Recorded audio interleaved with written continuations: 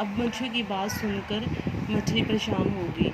ये सब करना उसके बस में नहीं था, इसलिए वह रुष्ट होकर बोली, जा तू और तेरी मछली कभी संतुष्ट नहीं हो सकते, जा अपनी पुरानी झोपड़ी में ही रह। अब मछुए की ये बात जब सुनी कि वह और धन उसकी क्योंकि उसकी पत्नी की इच्छा जो बढ़ती ही जा रही थी और वह इच्छा जो है पूर्ति करने की लालसा बढ़ती जा रही थी, तब मछुई है उससे इस बात पर नाराज़ हो रुष्ट में नाराज़ हो जाती है और बोलती है, जा तुम और तुम्हारी पत्नी कभी भी संतुष्ट नहीं हो सकते, तुम्हारी जो इच्छाओं की संतुष्टि कभी भी नहीं हो सकती, जा तू अपनी पुरानी झोपड़ी में जाकर है।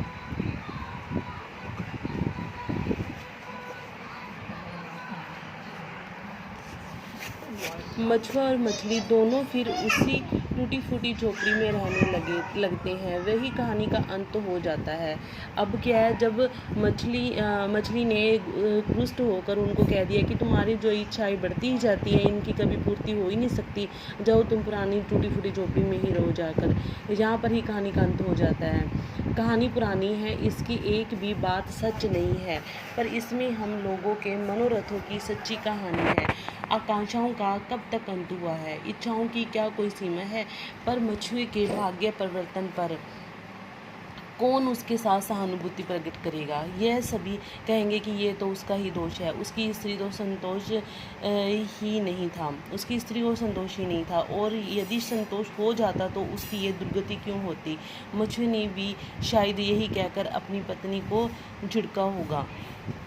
बच्चे कहते हैं ये कहानी बहुत पुरानी है, परंतु इसमें कोई बात सच भी नहीं है, कोई भी इसमें हम बात ये नहीं कहते सच है, परंतु जो हम लोगों की ना मनोरथों की, मन की भावनाओं की पूर्ति की ये सच्ची कहानी है कि इंसान की यह आकांक्षा इच्छाएं का कभी अंत नहीं होता, उसकी इच्छाएं की कोई सीमा नहीं होती, वह बढ़ती ही जाती है, चाहे वो कितना ही अधिक जो है धन प्राप्त कर ले, परंतु और पाने की इच्छा उसके मन में बढ़ती ही जाती है। और ये मछुए के भाग्य परिवर्तन किस्मत का बदलना, जब उसकी इस तरह की किस्मत बदल जाती है तो उसके साथ कौन सहानुभूति रखेगा कि पहले वो इतना धनवान बन गया, अब फिर टूटी फूटी झोपड़ी में आ गया। सहानुभूति उसके दुख में कौन सहाय होगा, कौन उससे कहेगा कोई बात नहीं है, अब इस पर दुख प्रकट ना करके, क्योंकि सभी उसका दोष निकालेंगे, एक दोष में गलती कि तुम्हारी ही गलती है, तुम्हारी उसकी स्त्री, अगर उसी स्त्री में संतोष होता कि जितना है उसी में वो खुश रहती तो ये सब कुछ ना होता। कहते ये तो उसकी दुर्गति क्यों होती, अगर कहते सभी लोग ये कहेंगे कि तुम्हारी स्त्री की गलती है, अगर उसमें संतोष होता कि जितना उसको मिल गया है उसी में वो खुश होती तो उसकी ये दुर्गति बुरी दशा ना होती।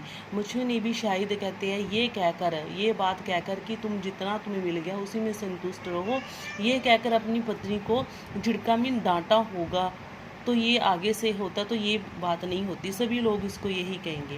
परंतु मैं मछुए को निर्दोष समझता हूँ, मेरी समझ में दोष मछली का ही है। यदि वह पहले ही मछुए को बता देती कि उसमें सब कुछ करने की शक्ति नहीं है तो मछुए की स्त्री उससे ऐसी याचना ही क्यों करती। यदि मछुए की स्त्री में संतोष रहता तो वह पहली बार अपने पति को मांगने के लिए क्यों कहती।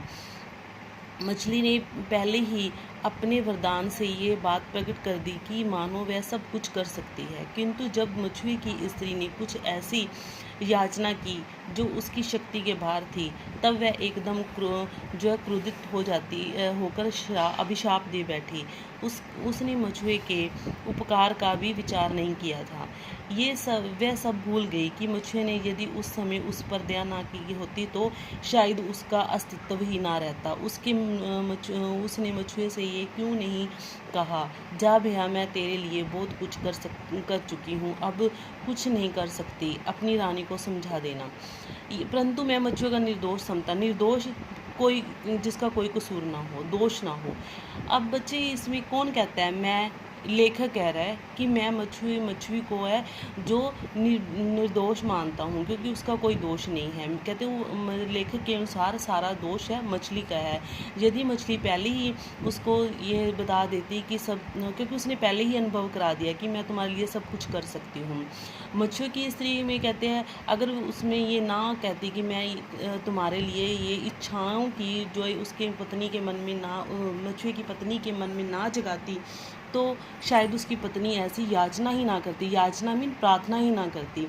यदि मछुए की कहते हैं स्त्री में संतोष, अगर दूसरी बात ये है, अगर मछुए की स्त्री में उसकी पत्नी में संतोष रहता तो वो बार बार अपने पति को मछली के पास जाने के लिए और धन प्राप्त करने के लिए, अपनी इच्छाओं की पूर्ति करने के लिए क्यों बार बार भेजती। और मछली ने पहले तो अपनी कहते वरदान से ये सब, और मछली ने भी पहले वरदान से ये सब प्रकट कर दिया, ये दिखा दिया कि मैं सब कुछ कर सकती हूँ। और मछुए की स्त्री ने भी कुछ जब याचना की, कुछ ऐसी याचना की, प्रार्थना की, क्योंकि जब उसकी एक इच्छा पूरी होगी तो उसने दूसरी प्रार्थना की, याचना मीन प्रार्थना की, तो जो मछली की शक्ति से बाहर थी।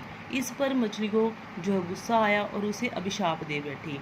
परंतु मछुए को उपकार के बारे में भी नहीं सोचा, उपकार मीन एहसान के बारे में भी नहीं सोचा मछली ने कि मछुए ने मेरे ऊपर क्या उपकार किया है। यदि मछुए उसे उस समय उस पर दया ना की होती तो शायद कहते हैं मछली का जीवन, अस्तित्व मीन जीवन ही खत्म हो जाता, क्योंकि उसमें ही वो पड़ी रहती, जो गड्ढा था और छोटे से पौधे में वो फंस गई थी। कहते हैं उसको बाहर ना निकालता तो वहाँ ही फंसी रहती। उसने मछुए से क्यों नहीं कहा, कहते हैं मछली ही अगर थोड़ा सा पहले ही कह देती कि मछुए से कि मैंने जो तुम्हारे लिए भैया कर दिया वो बहुत है, अब तुम अपनी पत्नी को समझा